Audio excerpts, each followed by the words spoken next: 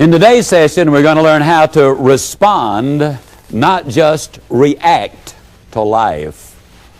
I was in Kansas City, Missouri. It had been one of those weeks. I'd been border to border, coast to coast, north, south, east, and west, doing those 4-hour seminars. I'll tell you, by Friday, I was bushed. Now, Friday was a little different type of session. We were recording. When you record, you move it up one more notch for audio. And the reason is you do not have the body language to communicate with. You rely entirely on the voice. So that morning it was full speed ahead, wide open. Well, when I finished at 1 o'clock, I really was tired. We had a flight back to Dallas at 3 o'clock. They had said to us, you need to get there at least 1 hour early because the piece of recording equipment we had at that time weighed 144 pounds. Well, my son-in-law, who works with me, packed it as quickly as he could. We caught a cab. We made the mad dash to the airport, got there straight up and down 2 o'clock. We're on time. We walked in the airport. There were 2 long lines of people. I got in the line, which I thought was the shortest, and prepared to wait. But almost immediately I noticed there was a lady walking around behind the counter. I knew she was the ticket agent. At one end of the counter, I saw a sign that said position closed. Now, I knew on the other side of position closed was position open, so I got ready. I wanted to be the first in that new line. Well, sure enough, about 3 minutes later, the lady walks down to that spot. She flips the sign over. She grinned at the long 2 lines of people and very pleasantly said, those of you who have a seat on the 3 o'clock flight to Dallas, come over here. Well, quick as a flash, I was over there. I mean, I got to the new line before anybody else had even left the old line. I had snookered the crowd. The lady smiled at me in a very friendly manner and said, the 3 o'clock flight to Dallas has been canceled. I said, fantastic. She looked at me and she said, what did you say? I said, fantastic. She said, look, I just told you your flight has been canceled. Why on earth would you say fantastic? I said, ma'am, it's very simple. There are only 3 reasons on the face of this earth why anybody would ever cancel a flight to Dallas, Texas. I said, number 1, something must be wrong with that airplane. Or number 2, something must be wrong with that person who's going to fly that airplane. Or number 3, something must be wrong with the weather that person's going to fly that airplane in. Now I said, ma'am, if either one of those 3 situations exist, I don't want to be up there. I want to be right down here. Fantastic. Have you ever noticed how some people just can't wait to give you the bad news? Oh, Sally, I hate to tell you this. It just kills me to tell you this. They can't wait to get the bad news out. She put her hands on her hips. She said, yeah, but the next flight doesn't leave until 6:05. I said, fantastic. Well, by now, these 2 long lines of people over here looking over at me as if to say, who is that crazy guy that says everything is fantastic? Well, the lady looked at me and she said, now look, I just told you that you've got a 4-hour wait in this airport and you say fantastic. Now, why on earth would you say a thing like that? I said, ma'am, it's very simple. I'm 53 years old. Never before, not even once in my entire lifetime, have I ever had a chance to spend 4 hours in the airport in Kansas City, Missouri. Why, do you realize at this precise moment there are literally millions of people on the face of this earth who not only are cold, but who also are hungry? And here I am in one of the nicest buildings in this entire area, easily the best rent-free office I've ever had in my life. And it's warm inside, though it is cold outside. And down the hallway, you have got a nice little coffee shop. I'm going to go down there, get myself a cup of coffee, and then I've got some critically important work I need to get done, and here I am in a rent-free facility to do it. I said, it's absolutely fantastic. Now, as you view this, as you participate in this session, you might well be thinking to yourself, well, now, I have heard about positive thinking, but Ziegler, that's ridiculous. Are you kidding me, man? Did you really say those things? Scout's honor. Not only did I say them, but I have a witness to the fact that I said them. Okay, I'll take your word for it. You said it, but now tell me the truth, Ziegler. Did you really feel that way? Come on, man. Did you really feel that way? Why, of course not. I was tired. I'd been gone all week. I wanted to be home. But the truth is, there was nothing on this earth I could do about getting on home. So I had to make a choice, ladies and gentlemen. Do I respond to life or do I react to life? Now you got to understand, respond is positive.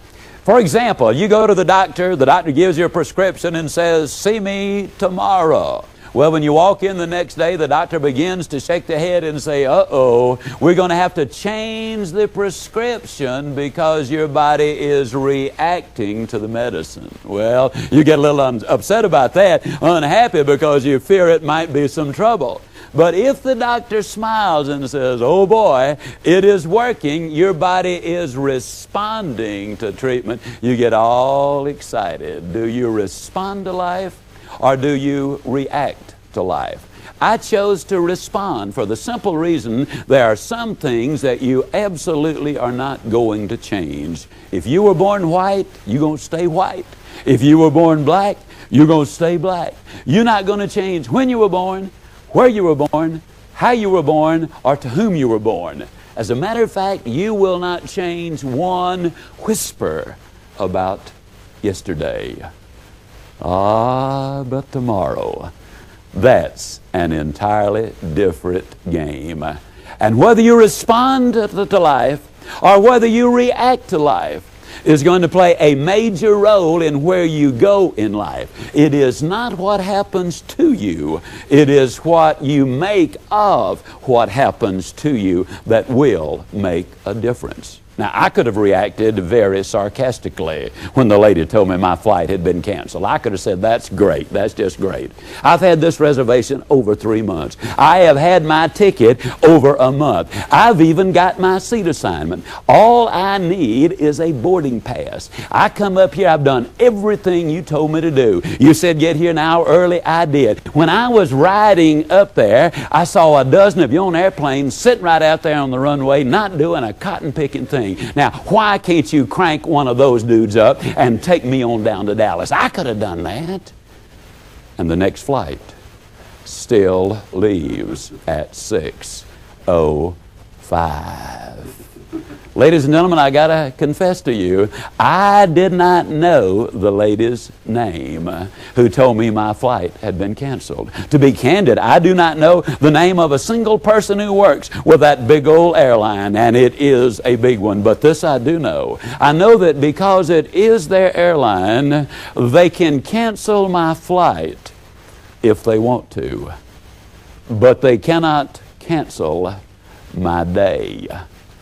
God Himself gave it to me with written instructions. I'm supposed to be happy and enjoy that day. You know how folks are. You let them cancel one day, and the first thing you know, they'll want to cancel another one, and the first thing you know, a week's gone, and then the first thing you know, a month, and maybe a whole year. I've seen some people have their entire lifetime canceled because of some tragedy or event in their life. Do we respond or do we react? I could have jumped up and down and hooted and shouted and screamed and hollered. I could have made an absolute idiot out of myself. I could have been totally obnoxious, demanding my rights. I'll sue you, that's what I'll do. I'll have you in court.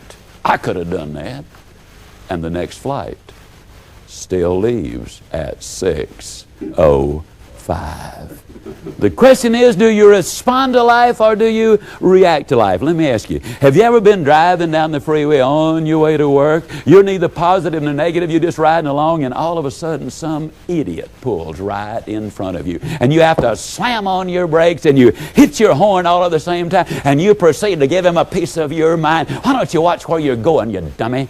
I could have been killed and so could you. If I ever see you out here on this freeway again, it's going to be me and you. I got your tag number, and don't you think I won't be looking for you either. You get on down to the office, and what do? You tell the first person you saw about these crazy people driving around here, and you tell the second person and the third person about these people. They're wild, must have been drunk, must have been on drugs, must have been something bad wrong. Oh, I mean, you're really unloading. And in the meantime, the man who committed the dastardly deed rides merrily along, unaware of the fact that you even exist. And yet he is in complete control of your relationships with those under you, around you, and over you. He's in complete control of your productivity, which means he literally is in control of your future, and he doesn't even know you live. It is the ultimate put down. Do you respond or do you react? I well remember one day I'd been over to the bank, and as I was leaving the bank and pulling out into traffic, I did it half right. I looked to the right. Well, as I pulled into the flow of traffic, all of a sudden I heard the screeching of brakes and the screaming of a horn, and I hit my brakes very quickly and looked up just in time to see a dude come pulling by in a big old limousine. I'll tell you, the look that guy gave me, if looks would kill, there would have been a funeral in my hometown. If looks would melt steel, I'd have been in the market for a new automobile. I've never seen such a high concentration of ugly in one spot in my entire lifetime. And so as I went tooling by, I threw up my hand, I said, "Hi!" The guy did a double take looking back at me, and he said, "Hi!" Probably wondering who on earth that was. Boy, must have been a friend of mine. I almost blew it there. Now, folks, I'm absolutely convinced that is much smarter than having me shake my fist at him and say, "Why don't you watch where you're going, dummy? I could have been killed too. You're going too fast, and you know you were going too fast. You come on back here, I won't talk to you." And have that guy back up, get out of his car, come over and pull me out of mine and whoop up on me? Ain't no way. Now we laugh about that. I think it's funny. But let me emphasize a point. Every day all over this world, there are a number of people who are killed who are theoretically mature adults because of some minor, insignificant thing. They get all bent out of shape about it, and they go to war and fight about it. Do you respond or do you react? I want to share with you some thoughts and some ideas. You know, occasionally we meet obnoxious people, don't we? I mean, we can be nice and describe them in other terms, but there really are obnoxious people. But the question we need to ask ourselves is, will we let that person dictate to us the kind of individual we are? Do we surrender control to them, or do we maintain control ourselves? Remember, it's the ultimate put down when they take control of you, and it damages your career. So how do we respond instead of reacting? Fred Smith, a close friend of mine, probably the brightest human being I've ever known. He's retired, had an enormously successful business career. He is a consultant now, serves on some major boards around our country. Fred Smith says this: when somebody is rude or mean or obnoxious to us, in most cases it is not because they want to hurt us. In most cases it is because they are hurting. And if we can put it in that perspective, shifting it from us to them, instead of letting it become our problem, when we understand that here's a human being who is hurting, not that it will relieve all of our pain, but it will enable us to deal with that pain and handle that situation in such a better way. It would be remarkably better. Then the second thing we need to do to respond, we need to ask ourselves, what difference does it really make? Suppose the cab driver was rude to you when he or she brought you over to this particular filming. In the overall scheme of life, what difference does that make? Suppose the waffle did arrive cold and you had looked forward to a hot one. What difference does that make? Suppose one of your clients has a bad day and is rude to you. In the overall picture, what difference does that really make? Now, the next step is going to be pretty heavy, but it says something that if we'll all hear, it will make a difference in our lives. One Christmas several years ago, I got a large Christmas card, one of those that's notebook paper size, 8.5 by 11. It had about 10 words in the printed verse on one side. The other side was obviously for correspondence. A gentleman wrote me a lengthy letter, beautifully, meticulously written in very, very small handwriting, extraordinarily legible. I could read every bit of it. In this letter, he said to me, you know, Zig, all those years ago, when you and I had those altercations, both of them, I felt you were 100% at fault. But over the years, I've come to realize that it is I who was wrong. It is you who were right. The reason I'm writing you is I want to clear the deck. I want you to forgive me so that I can go ahead with my life. He signed his name. I've wished so many times since then he had put his address. The postmark was blocked out. I could not even tell the city he was from. I've searched my memory bank. I searched my mailing list. I've searched my files. I've done everything on earth I could for quite a little while, trying to recall who this gentleman was. My memory bank is totally void. I have no idea. The name rings no bells. I have no earthly idea what he's talking about. And yet I'm so grateful that he wrote the letter, because what that did is extremely important to him. It took an enormous load off of his back. You see, he no longer carries that particular burden. And how much better off is he? Now, what I'm suggesting is going to be a very dangerous thing for you to do. The reason I say it's dangerous will become obvious as we talk. I'm going to suggest that you forgive whoever has done you wrong. I don't care what the wrong was. Whether it was stealing money from you, whether it's a relative who abused you as a child, whether you've been a victim even of incest, whether you've gone through a bitter divorce and you've had enormous problems, I'm going to say to you, forgive that person. And you might well think, and I can understand this, but Zig, I'll never forget that dirty so-and-so. He or she deserves everything I can do to them. They don't deserve to be forgiven. Might be right. They might not deserve being forgiven. But you deserve the benefits which will be yours by forgiving them. Now, why do I say it's dangerous? It is dangerous because you lose one of the excuses you might have been using all of your life. The reason I cannot do more is because somebody did this to me. You now, when you forgive that individual, you are saying, I now accept responsibility for my future. That's what you're really saying. And what a dramatic difference that will make. Now, I want to emphasize that sometimes it's impossible for you to forgive, particularly if you've been a victim of a sexual abuse crime. You might well need counseling in order for that to happen, for you to forgive that other person. I plead with you, get that counseling. Most importantly, forgive yourself. You were innocent. If you were a child, there's nothing you could have done about it to prevent it. There's nothing you could have done to have stopped it from happening. If there are any feelings of guilt, they're placed there because the perpetrator of the deed placed them there. When you clean the slate, it's amazing what you can do. the load will be so much lighter. You'll be able to move forward with much more effectiveness.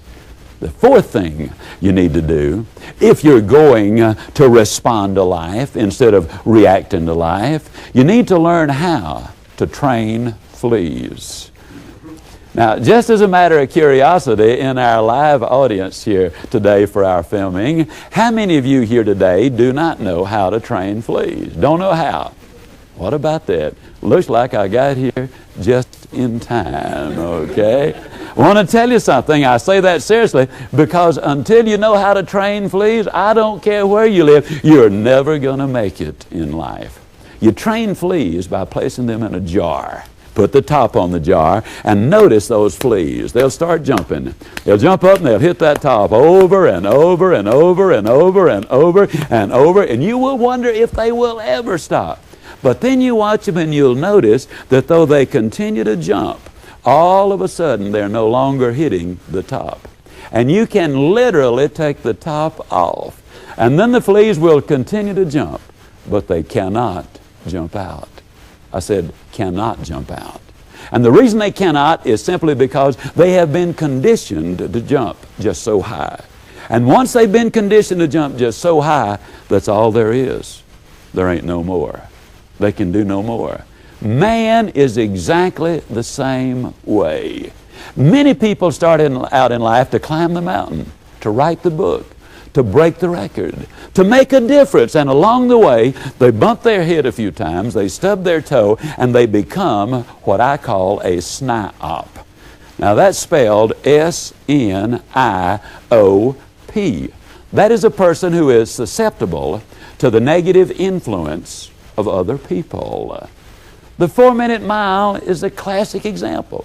For years and years, athletes had tried to run a mile in less than 4 minutes. But the doctors had said, man, your heart just will not stand it. It'll come right out of your body. The coaches had put the stopwatch on them, and they said, a 4-minute mile? No way. Maybe 4:02, maybe 4:03, but a 4-minute mile, absolutely impossible. And nobody broke the barrier until a fleet trainer from Britain broke the record. His name is Roger Bannister. Roger Bannister, with a plan, with a tremendous amount of preparation, with a great deal of expectancy, and responding instead of reacting, Bannister went out and broke the barrier. He ran the race in less than 4 minutes. Less than 6 weeks later, Landy of New Zealand ran the mile in less than 4 minutes. John Walker, also of New Zealand, ran the mile in less than 4 minutes on over 120 different occasions. There have been 5 races run where 8 young men in the same race ran the mile in less than 4 minutes. One guy, 37 years old, ran the mile in less than 4 minutes. It's happened way over 1,000 times when you put them all together. Did it happen because man got that much faster? Not at all. It happened simply because the barrier was not a physiological barrier, it was a psychological barrier. And when one person did it, then other talented, dedicated athletes started saying, if he can do it, I can do it. The same thing happens in your very company, in your very family. When one person sticks the head above the crowd and breaks the record or does something significant, other people start saying, if she can, I can. If he can, I can. Now, what is a flea trainer? A flea trainer is simply a person who is driven from within. They are not influenced by the SNIOPs. A flea trainer basically understands that you can have everything in life you want if you'll just help enough other people get what they want. A flea trainer doesn't tell others where to get off. They show them how to get on. A flea trainer doesn't try to see through people. A flea trainer sees people through. As a flea trainer, you'll be able to respond to life instead of react to life. So, what do? We're going to summarize what we've learned. Well, the first thing, remember when you're dealing with somebody who is obnoxious, they're probably hurting. Remember that. Second thing you need to do is ask yourself the question, does it really matter? Third, we need to forgive whatever might have been done. Sometimes it's in our imagination.